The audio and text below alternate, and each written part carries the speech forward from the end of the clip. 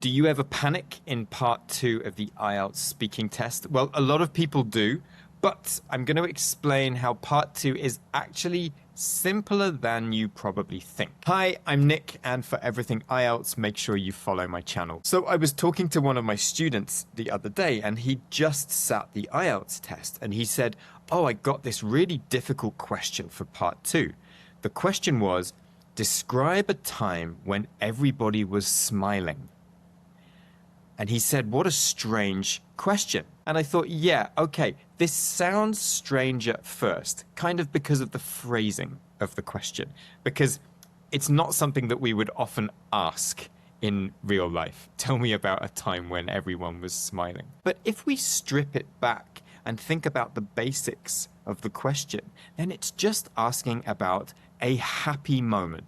Part two questions in the IELTS test are not designed to be difficult. They're actually designed to be easy. They're designed to get you talking as much as possible. And that's what the examiner wants to hear. So even if it looks like a strange question, it probably has a simpler answer. So here we might think about a wedding or a birthday or a surprise or a sports team winning or a fun moment on holiday, or maybe being at the cinema and watching a funny film. You have definitely been involved with at least one of these situations. So just pick the first one that comes into your head. Don't try to think of 5 different options and then think about which one fits the question the best. Just any happy moment is fine, and talk about that. The examiner won't really care if everybody in your story was smiling.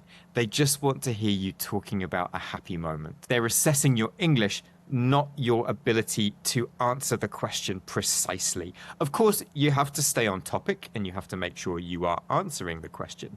But at the end of the day, it's an English test. They just want to hear you talking.